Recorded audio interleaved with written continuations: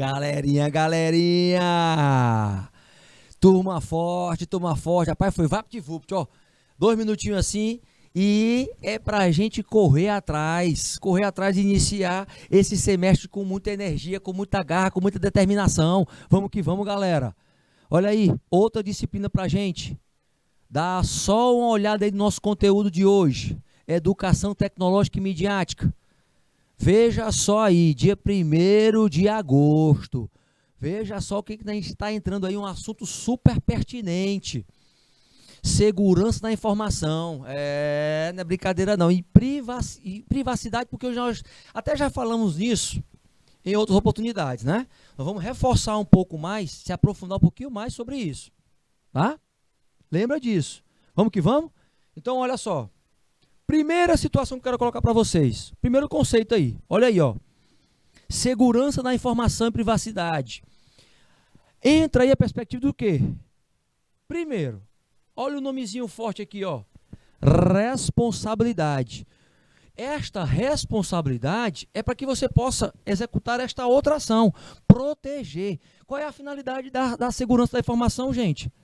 A finalidade é essa, é proteção de dados, proteção dos negócios. Imagina um sistema de informações financeiro para vocês, meus queridos técnicos em finanças, que vai correr o risco de mostrar o fluxo de caixa da empresa. Imagina aí, imagina um sistema de informações que você não tem uma segurança e o risco de incidentes é enorme. Imagina esse vazamento de dados constantemente. Lembre-se, gente, que os ataques cibernéticos, eles vão continuar para o resto da vida, ad eterno, ad infinito. Lembra de uma coisa, a questão da indisponibilidade dos dados faz parte desse processo de gestão da privacidade. Então, por isso que a privacidade é estudada dentro da informação. Lembra que esta informação também, ela está ligada, gente, a um outro construto. Que construto é esse, professor? Que construto é esse? Ó, aqui, ó. Conhecimento. É claro que conhecimento e informação são duas coisas diferentes, tá? Claro que são duas coisas diferentes. Lembra disso. Informação, ela vem também com a palavrinha ação. Eu quero agir. Eu vou usar aqueles dados compilados para executar. Ponto, ok? O conhecimento, ele vem com um approach, ele vem com um detalhe, um plus. Qual é o detalhe, qual é o plus?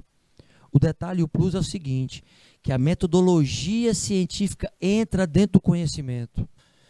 A metodologia, ela faz parte dessa proposta de segurança de uma organização, por exemplo. Toda instituição, toda, tá, gente? Prima pelo lucro.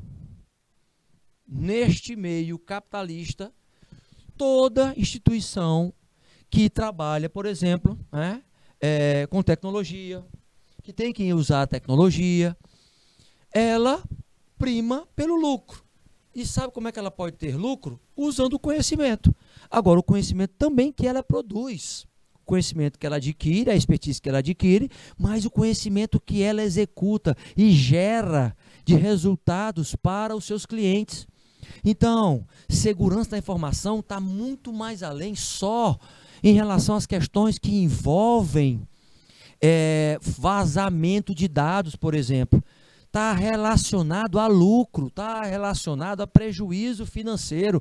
Então, você, técnico em finanças, tem que estar antenado constantemente em relação a vazamentos de informações físico-financeiras de sistema de informações. Lembra que, quando eu faço essa reflexão, eu entro nesse fluxo aqui, ó. Olha a imagem para ficar mais claro para vocês. Olha só o que tem aí, ó, no ciclo de incidentes e as contramedidas. O que você tem? É claro que as ameaças aqui, elas estão, ó, no macro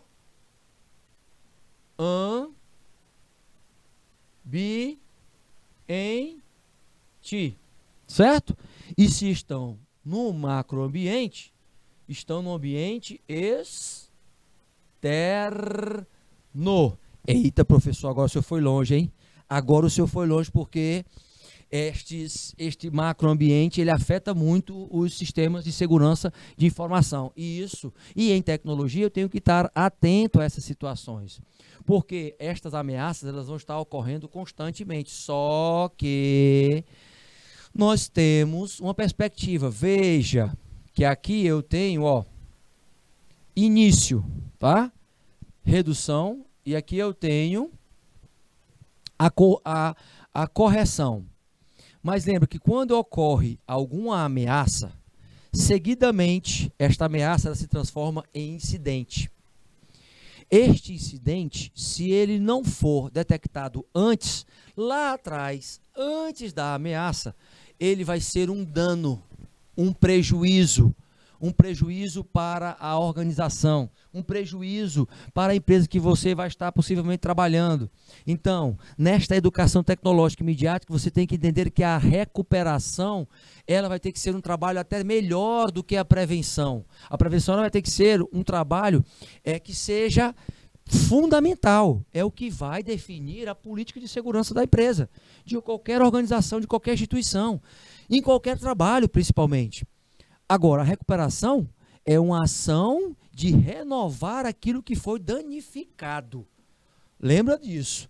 E eu vou renovar o quê? Através de tentar novos mecanismos de não ter ameaças se tornando incidentes, se tornando danos para a organização.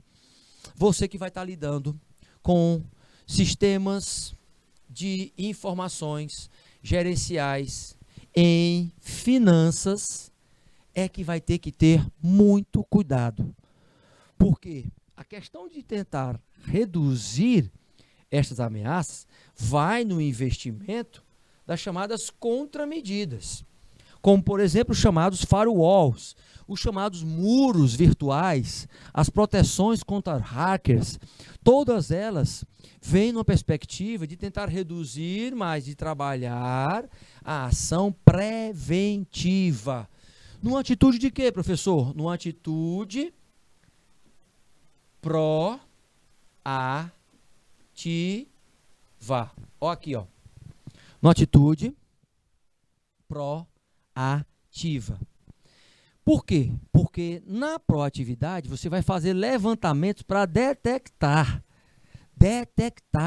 possíveis ameaças.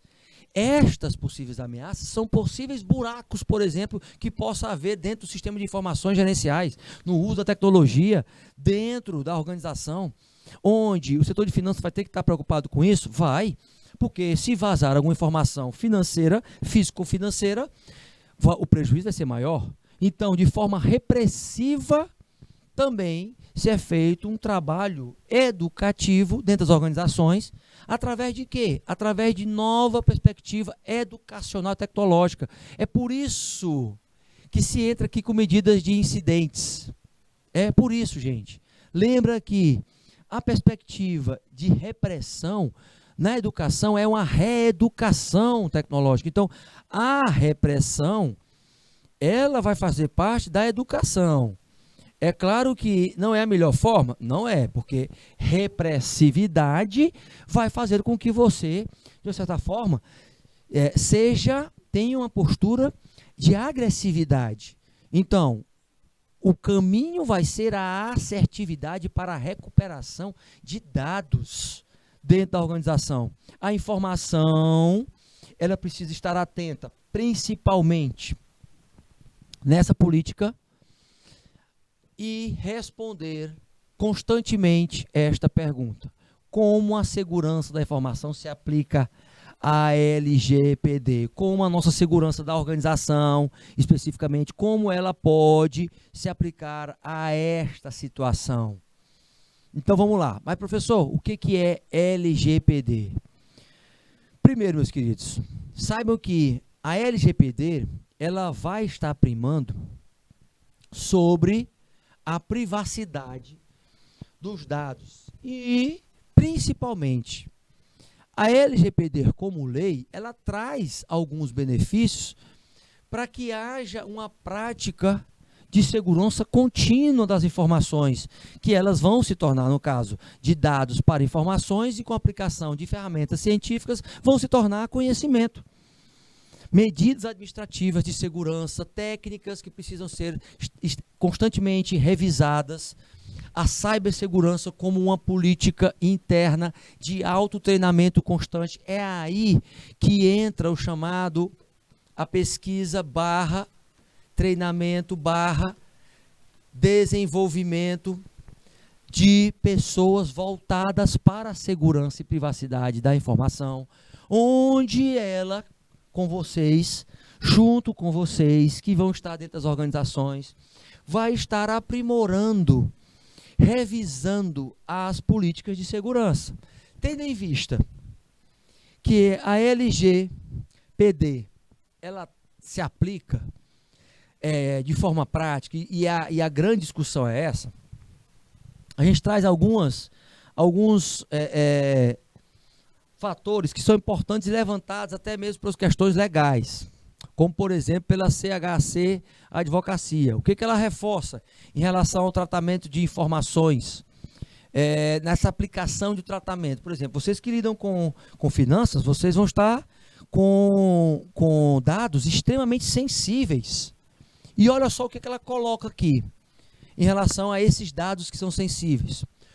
Toda operação realizada com dados pessoais, e isso exige, veja bem, perspectiva de sigilo também da privacidade das pessoas que estão dentro da organização.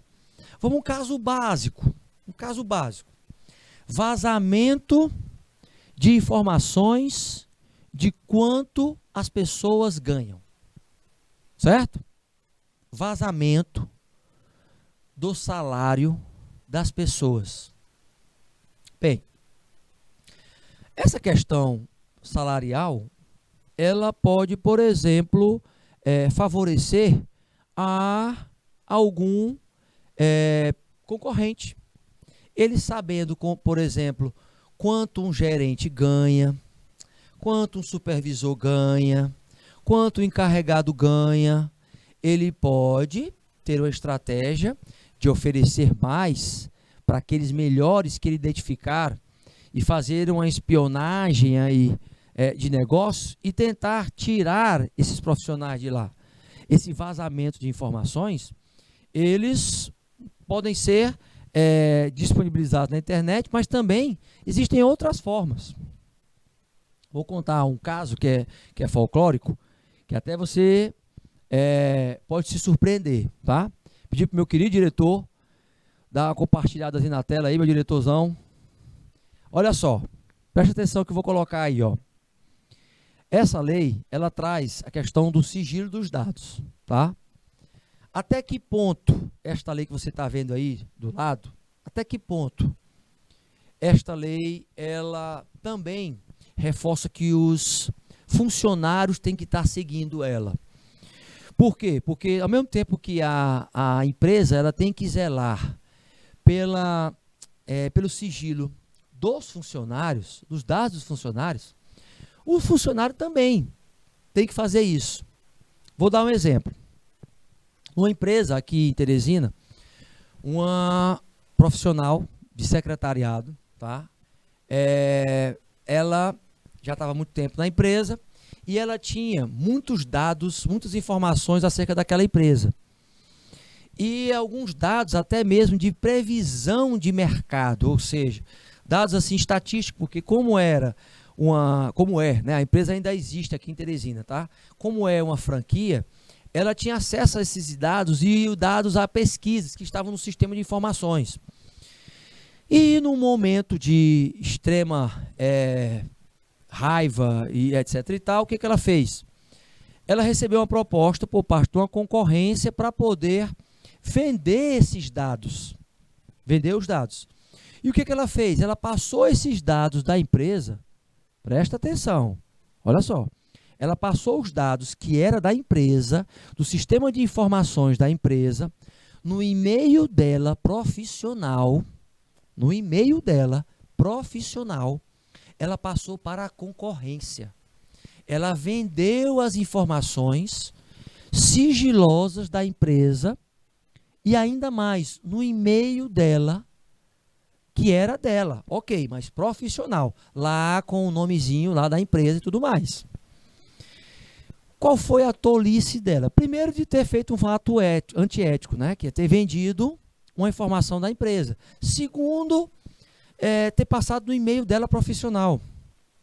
Quer dizer, isso de certa forma mostrou realmente a questão passional dela, a imaturidade, mostrou a falta de profissionalismo, mostrou ela sendo seguida pela questão da emoção. Ou seja, mostra que essa perspectiva não é só da empresa para o colaborador, é do colaborador para a empresa também. O sigilo que a lei está consolidando aí, gente, é um sigilo que se é trabalhado, mas na perspectiva também do código de ética do profissional. Então, se ele passa essas informações, e aí no caso ela pegou e vendeu, por quê? Por que foi tudo isso que ela fez, professor? Primeiro, porque ela ficou sabendo que ela ia ser demitida. Então, ela ficou sabendo que ia ser demitida, o que ela fez?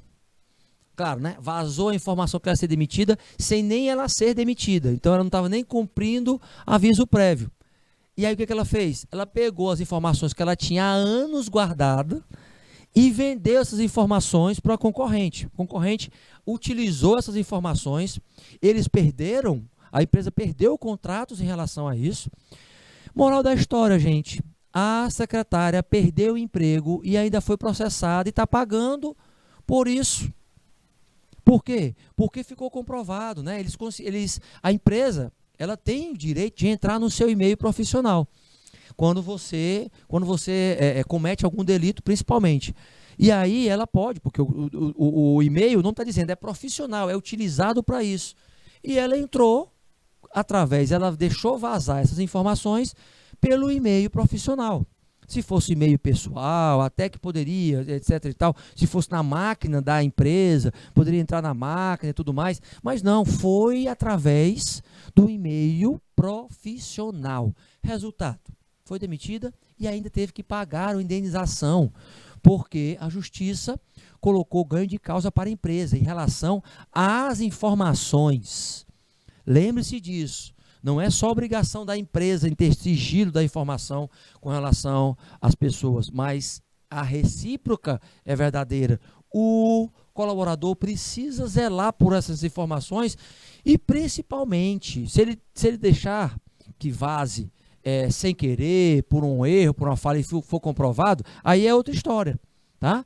Mas se ele vazar intencionalmente, deixar vazar essas informações intencionalmente e, porventura, ficar comprovado que foi intencional, pode ter certeza, infelizmente ou felizmente, este colaborador vai pagar, porque ele teve aí uma postura não ética, uma falta de ética em relação a isso aí. Então, perceba o seguinte, neste contexto todo, de uma forma bem geral, entenda a possibilidade de trabalhar a perspectiva da informação. E a ressalva que o escritório de advocacia faz é essa, ó. Toda operação, olha só, olha a citação que ele coloca, realizada com dados pessoais, como as que se referem à coleta, produção, recepção, classificação, utilização, acesso, reprodução, transmissão, distribuição, processamento, arquivamento, armazenamento, eliminação, avaliação, controle da informação, modificação, comunicação, transferência, difusão, extração de informações, ela está enquadrada dentro da lei de proteção geral dos dados, meus queridos. Então veja que é através destes questionamentos, olha só a perguntinha novamente aí, ó, qual o propósito da política de segurança da informação e privacidade? Ela tem como objetivo garantir a proteção das informações cooperativas, principalmente os eventuais ataques que se tornam, no caso, uma constante ameaça, podem se tornar oportunidades Dades. Claro, por quê? Porque eu vou ter que levantar o seguinte: se isso é uma ameaça, eu tenho que me preparar em saber o seguinte: eu vou ter que levantar quais são os meus pontos, quais são os meus pontos fracos. Inicialmente, esses pontos fracos são as brechas que são preenchidas. Esses pontos fracos são espécies de espaços? Sim, são espécies de gaps. Os gaps, gente, são os espaços, as lacunas. Lacunas, termo utilizado em várias outras ciências. O gap, especificamente, é uma lacuna que precisa ser preenchida. E este preenchido de lacuna é uma oportunidade para que a empresa possa crescer. É claro que se eu tenho ponto fraco, eu vou ter também ponto forte. Entenda que esse ponto forte, ele pode também ser maximizado para se tornar uma oportunidade. Então, a proteção de informações é verificar quais são essas lacunas existentes dentro do sistema de informações que trabalham a privacidade e, através deste mecanismo, você pode construir o quê? Uma nova perspectiva. Que nova perspectiva? Desta que eu estou colocando para vocês. Através de quê? Através do cumprimento das normas correlacionadas. Então você vê um banco onde eu tenho que adotar, um banco de dados com informações, onde eu tenho que adotar medidas de segurança constantemente, e eu tenho que seguir alguns protocolos. Então, eu tenho que ter protocolos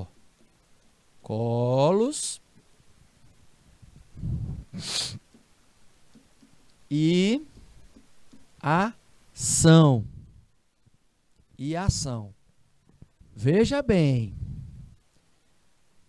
protocolo de compartilhar dados com outros órgãos em observância à lei, por determinação judicial. Isto é um protocolo legal. Este protocolo de segurança determina que as empresas contratadas sigam a política de privacidade contínua e provem que têm esta política de privacidade. O enviar do e-mail somente em respostas de contato prévio também consolidam essa política pública que trabalha neste conceito. Este é um protocolo também, professor? É um protocolo também. Permitir o tratamento de dados apenas por profissões especializadas, ou seja, você ter pessoas específicas da área de tecnologia de informação para desenvolverem isto faz parte do processo de aplicação desses protocolos. Então é isso que faz com que você possa guardar os dados em locais seguros e privados. Ou seja, veja que este protocolo ele tem que estar sendo revisado constantemente. É um protocolo da LGPD, a lei que vai estar lá protegendo os dados, a lei que vai estar avançando nessa perspectiva do cumprimento, principalmente do sigilo das informações. Agora, tem alguns questionamentos que precisamos deixar claro, tá? A primeira situação: tenho que ter alguém responsável pela gestão de risco? Sim. Então veja, dentro da educação tecnológica, você vai aprender que os profissionais de finanças, eles precisam entender sobre TI, para que eles façam concomitantemente, simultaneamente, durante a execução das informações, a segurança dos riscos. Ou seja, é claro que tem risco sempre, você abrir informações, tem, mas existe a gestão deste risco, existem ferramentas para isso. Todavia, entenda o seguinte, que com o passar do tempo, você vê aí a questão cronológica, né? Olha só, com o passar do tempo as coisas foram melhorando, até agora, antes da pandemia, nós temos um cronograma que essa questão cronológica especificamente, ela vem retratando as situações de aplicação da LGPD. A questão cronológica. Na questão cronológica, lá na década de 90, o que é que começa com o movimento de preservação da segurança dos dados principalmente do cidadão que consome, o consumidor? Vem o Código de Defesa do Consumidor, o chamado CDC. O CDC, gente, ele vem com a prerrogativa de estabelecer princípios que são norteadores, a proteção da vida daquele consumidor, a segurança, a reeducação ao consumo, ao objetivo de estar lá sendo protegido por normas e principalmente a defesa desse consumidor como uma função de ordem pública, mas para uma perspectiva de interesse social. Então veja que é claro que isso fez com que se movimentassem 21 anos depois, olha só, lá em 2011, 21 anos depois, veio a Lei de Acesso à Informação, devido à explosão gigantesca da internet. Ela veio tentar garantir este direito de acesso à informação para todos, apesar de todos não terem esse direito, não é? A questão física, a questão da pessoa física especificamente, ela até é um pouco desfavorecida em relação à jurídica, mas as entidades públicas, em esferas estaduais, municipais, federais, elas vêm num ritmo de tentar trabalhar essa perspectiva de igualdade de acesso à informação. No entanto, em 2014, 3 anos depois, ocorreu alguma coisa que realmente foi parte histórica dentro desta lei de proteção de dados na internet, principalmente. Veio um marco civil, que para a internet do Brasil, ela traz essa perspectiva de proteção e privacidade dos dados, das questões individuais, né, das pessoas, daqueles usuários, daquele sistema principalmente, mas das organizações também. É claro que também, salvo a questão de crime cibernético, onde os dados eles são acessados por uma ordem judicial. Então, tudo está linkado, né, à privacidade do cidadão. E um pouco antes da pandemia, em 2018, se sacramentou a LGPD, onde essa lei de proteção, essa lei geral, por isso que ela é muito ampla, porque ela vem com a perspectiva de estar atendendo a todos, de forma holística. Por isso que é uma lei chamada Lei Geral, holística, de proteção aos dados. A lei geral de proteção aos dados, ela vem neste conceito de nortear o direito que as pessoas têm à igualdade, à equidade em relação à preservação dos seus dados. Tendo em vista esta questão cronológica, saiba do seguinte: não parou por aí. A lei lá de número 13.709 de 2018, essa que nós acabamos de mencionar, ela tem aí um DNA, ela tem uma origem de alguns pensamentos capitaneados lá na legislação europeia, certo? Lá na legislação europeia. Ou seja, lembra que esta proteção de dados, ela também já é trabalhada na Europa, gente. Proteção de dados da pessoa física, hoje, por exemplo, instituições que são responsáveis por cartões de crédito, vendem ainda, mesmo com essa lei, vendem informações do consumidor. Ou seja, gente, imagina aí, se com a lei ainda se continuam vendendo essas informações, imagina sem a lei o que acontecia antes. Imagina o que acontecia com relação a instituições com cartão de crédito que elas faziam antes. Agora, como elas estão sendo monitoradas, existe, de certa forma, um controle maior. Isto impede? Não, dificulta, né? Impedir totalmente a venda não, mas dificulta, certo? No entanto, veja o seguinte: esta lei ela é reforçada desde agora, setembro de 2019, antes um pouquinho, num trabalho de consolidação de auditorias como principais metodologias de segurança da informação.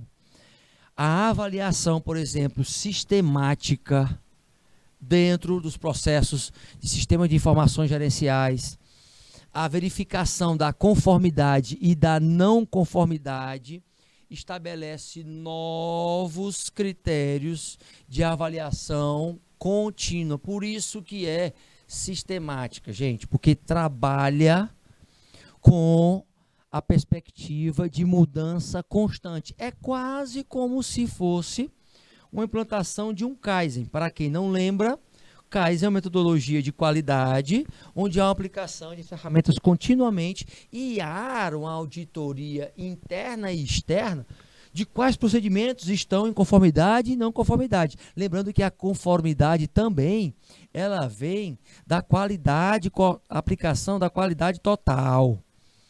Ela vem da aplicação da qualidade total, e a qualidade total que estourou lá nos anos 90. Olha só como uma coisa amarra na outra. Você já começa a avaliar que a perspectiva de evolução da LGPD, ela faz parte desse processo. Veja o que a gente tem aí nesse cenário. Olha só o que a gente tem aí, ó. Vou ler para vocês que vocês tenham a ideia. No primeiro eixo que nós temos aqui, neste primeiro eixo, veja só. Este aqui é o primeiro eixo, tá? No primeiro eixo, eu tenho as diretrizes de 2018 a 2021, onde elas vão nortear o plano estratégico. Olha só, o plano estratégico da ANPD, a maior autoridade nacional de proteção de dados do país. A evolução, ela vem neste conceito, ó. Em agosto de 2018, nós tivemos a publicação da lei. Em 2020, durante a pandemia, nós passamos pelos processos de criação dessa estrutura. Por quê?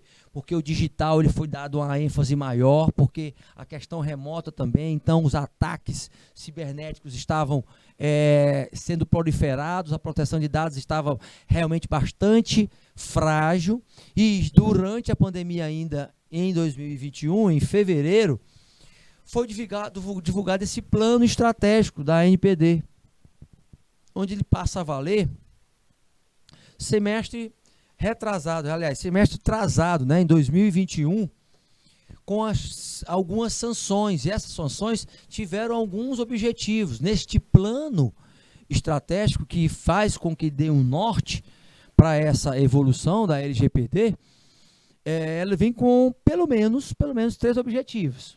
Olha só aí o que é contemplado nos objetivos. O primeiro, promover o fortalecimento da cultura de proteção de dados, em qualquer lugar, em qualquer espaço.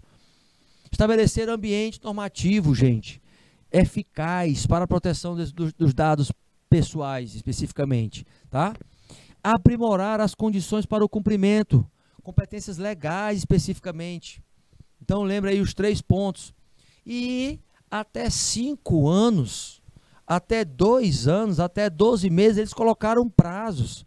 Veja aqui, colocaram até 5 anos estabelecer a estrutura definitiva, colocaram até 2 anos o detectar infrações em LGPD, até 2 anos elaborar guias e recomendações, ou seja, cartilhas, apostilhas de proteção de dados, e até 12 meses fazer eventos de capacitação. As pessoas precisam ter as suas competências técnicas e até mesmo comportamentais sejam desenvolvidas para melhorar sua performance na preservação de dados.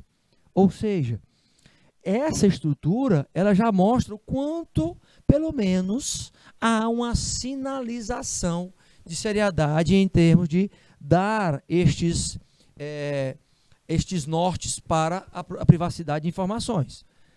Contanto, essa lei geral, ela vem com algumas situações que a gente tem que colocar para vocês. Como, por exemplo, quando eu vou proteger os dados, eu tenho que saber essa relação e tenho que trazer alguns benefícios. Os benefícios são de utilização dessas medidas administrativas, que você tem que estar aplicando constantemente, com técnicas e aprimorando essas técnicas. Opa, então, este aprimorar as técnicas mostra que constitui o quê? Um exercício constante também de boas práticas. Essas boas práticas, elas podem ser pesquisadas, porque se a empresa, se a organização, por exemplo, ela não tiver, ela vai ter que ir atrás das referências, por meios de estratégia de benchmarking. Então, a segurança da informação traz uma dinâmica de tecnologia de informação junto com estratégia de gestão. A garantia de prevenção à fraude, gente, já é uma atitude proativa, já é uma atitude de proatividade. Então, se ela é proativa, ela vem com dinâmicas de gestão também, buscando sempre a integridade desses dados. Então, uma coisa relacionada à outra. Lógico, quando você já tenta fazer com que a gestão esteja inserida dentro da tecnologia de informação, aí é que você entra, com a nomenclatura de governança. Se você vai governar alguma coisa ou algo, você vai cuidar, você vai zelar por ela. Então, há esta investida em saber o seguinte: meus colaboradores, eles estão realmente focados? Está meio apagadinho, vou colocar para vocês o que tem em cada uma dessas diretrizes, que é ressaltada pela Opus Bloom, que trabalha com essa governança em proteção de dados. Veja o seguinte: ela demonstra que ela incentiva os colaboradores a estarem mais perto desta proteção, ou seja, ela vem buscando, através da sua política interna, o comprometimento. Então, qual é a máxima? Primeiro, eu só posso ter pessoas que saibam realmente proteger os dados se elas forem comprometidas com a organização e se elas seguirem as normas e procedimentos da mesma. Se elas fizerem isso, elas vão estar executando e vão estar controlando isso. Consequentemente, a capacidade de adaptação às novas operações e a sensibilidade em tratar com os dados com segurança, ela vai ter uma situação que vai ser renovada a cada dia, a cada semana, a cada mês. Esse estabelecimento das políticas de salvaguardar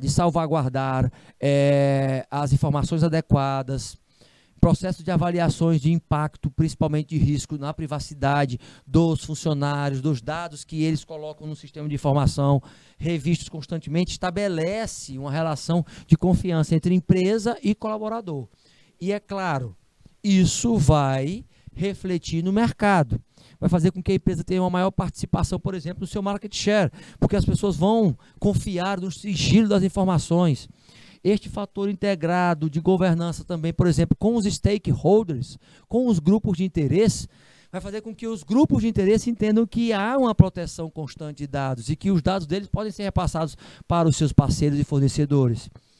Tendo em vista que essa é uma constante mediação, até mesmo fatores que levam à remediação também são situações que são estruturantes. Lógico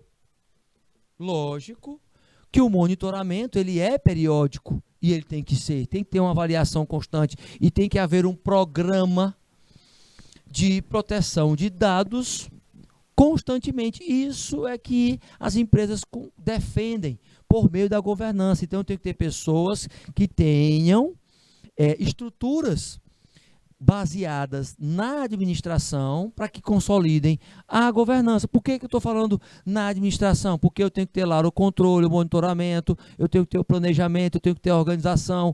São todas metodologias de gestão, meus queridos. Todas metodologias de gestão. Só então, meus queridos, vejam o seguinte, que a gente vai atrás dos impactos da lei nas empresas, certo? Nós vamos atrás dos impactos da lei nas empresas. Essa adoção de soluções tecnológicas, é claro que ela não garante o 100% de adequação. Não garante o 100%. Mas vai garantir um impacto positivo na conformidade. O primeiro ponto a ser estabelecido é que o gestor de TI, olha só, olha a palavrinha, ó, gestor de TI, exatamente, gestor de TI. Então, se é gestor de TI, é claro que esse gestor de TI, ele tem a necessidade de um investimento constante em novas práticas. De que, professor? Novas práticas, ó, de cibersegurança.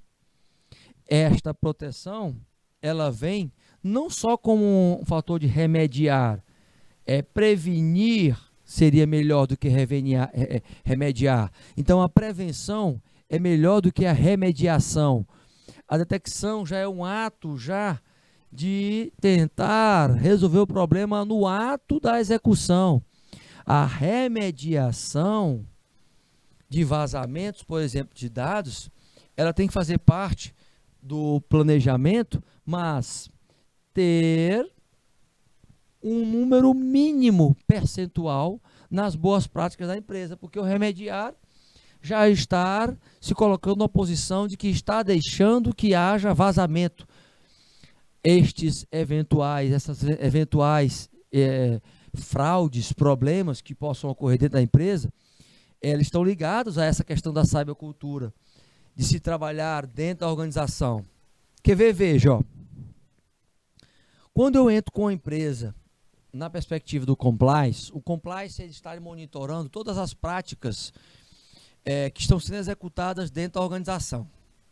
Veja que o compliance é uma nova nomenclatura, compliance,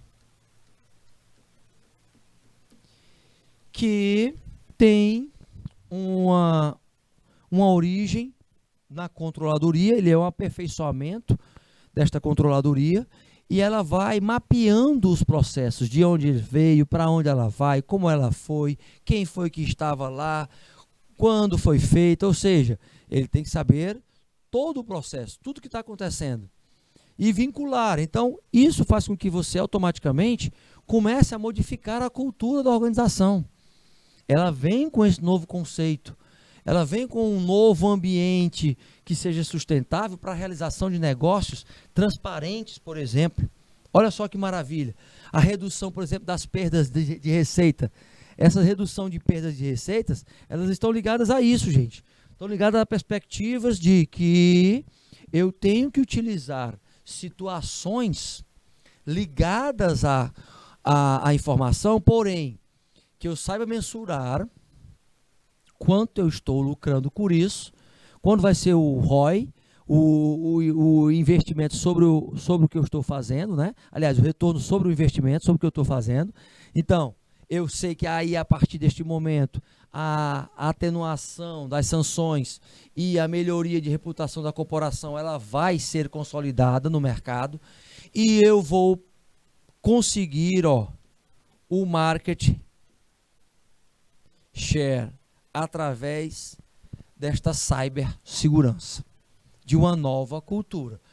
Veja que, mais uma vez, a metodologia de gestão linka o trabalho de cybercultura ao compliance e ao avanço do market share. O market share aí, como fatia de mercado, ó, market share como fatia de mercado, certo? Só veja o que eu estou colocando, que isso mostra que você não vai só estudar especificamente a lei, mas você vai ter que ter mecanismos que vão estar conectados a esta lei, para que ela possa ser executada. Os impactos dessas leis na empresa trouxeram mais proteção, principalmente para os grupos de interesse. Lembre que a disseminação das boas práticas, elas acontecem. No entanto, os grupos de interesse, eles são dos principais disseminadores, de forma transparente. Por exemplo, através das extranets.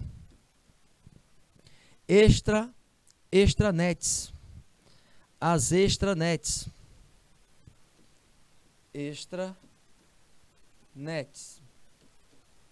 Por que nós estamos colocando isso?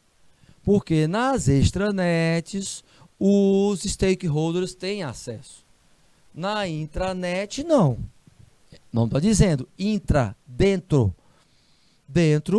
a internet de dentro. Mas nas extranets, as informações elas são compartilhadas com seus stakeholders. A proteção de dados ela é entre eles e a gente vai saber se um deles vazou, porque eu vou saber o código, a senha, eu vou entender o que está acontecendo, quem é que está utilizando, em qual dia, em qual hora foi utilizado, certo? Tendo em vista que eu sei sobre isso, eu sei também lidar com as questões que estão fora e dentro desta cybercultura. Olha só. Primeiro, o tratamento com esses dados pessoais. Lisura no tratamento. Os direitos que cada um tem sobre os seus dados, sobre os titulares daqueles seus dados. As transferências que ocorrem, por exemplo, a nível nacional e internacional, dos dados pessoais, o quanto isso é trabalhado, o quanto isso é movimentado. Por exemplo, quando você recebe uma mensagem por MSS, pelo WhatsApp, de alguma empresa, sem você nem ter nunca contactado com ela, os seus dados foram vendidos, seus dados foram passados para outra empresa. Este agente de tratamento, ele vai responder.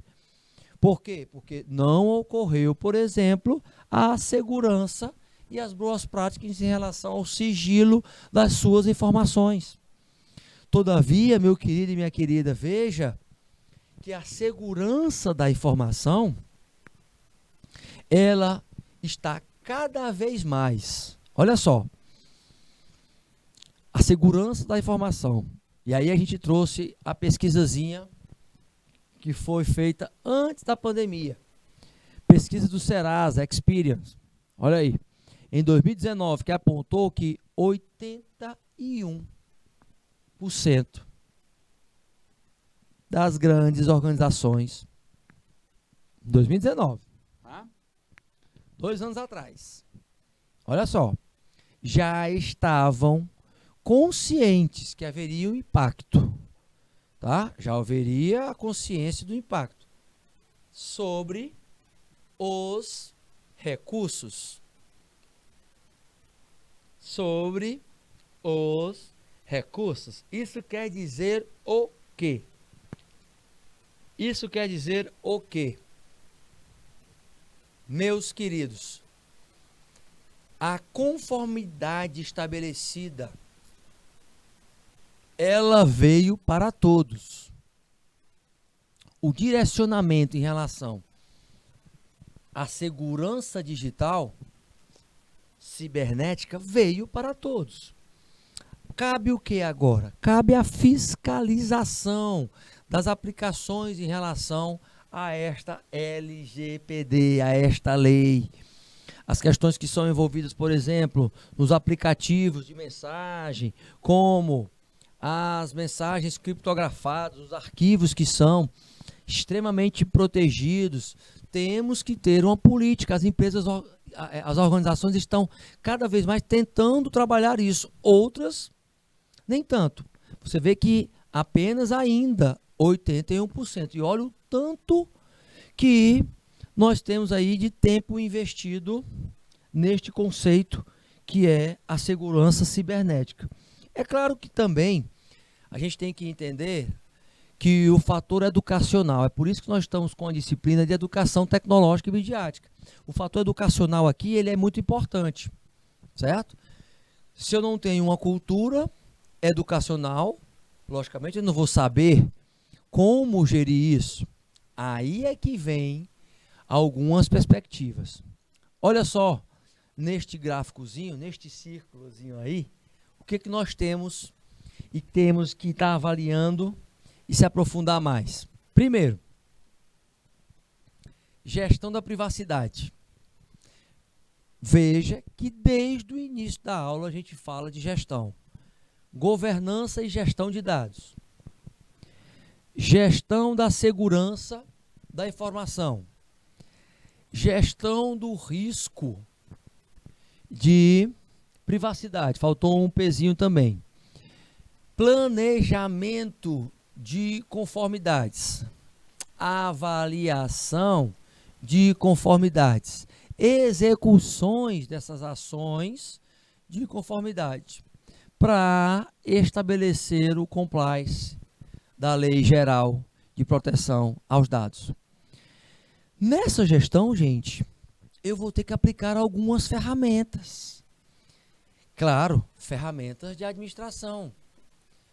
Então, sai em cena apenas a nomenclatura de gestão e entra algumas ferramentazinhas que são importantes. No planejamento, eu preciso, pelo menos, ter uma estrutura de PDCA.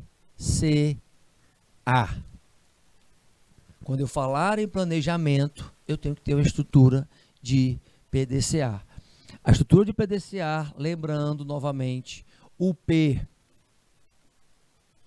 quer dizer plan, o D quer dizer do, o C quer dizer check, de checklist,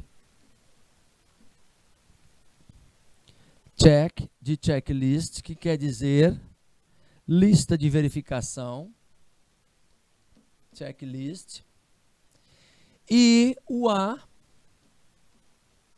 de action, o action de ação.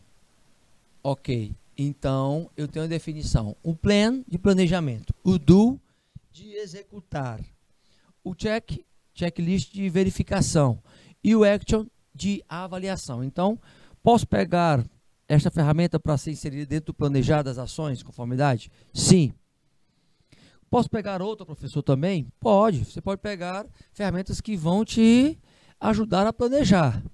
Você da área de finanças, principalmente. Você vê que todos os nomes aí, só não avaliação, executar e planejar, eles estão com gestão. Gestão da governança de dados, gestão da privacidade, gestão da segurança de informação, gestão da conformidade, ou seja, então há um vínculo direto da TI com a gestão. Quando você insere uma metodologia de planejar, executar, avaliar o que está sendo executado e agir de forma diferente, adaptando as situações, você já vai ter um início de uma trajetória de compliance, de saber por meio deste planejamento, avaliando as conformidades e não conformidades, o que foi planejado e não foi executado em conformidade. Isso você pode fazer um mapeamento. Este mapeamento é o que se chama, pelos países, chamado follow-up, o acompanhamento. O follow-up, o acompanhamento, meu querido e minha querida. Olha só o quanto você pode avançar quando você está acompanhando, monitorando esta avaliação. Entenda sobre isso.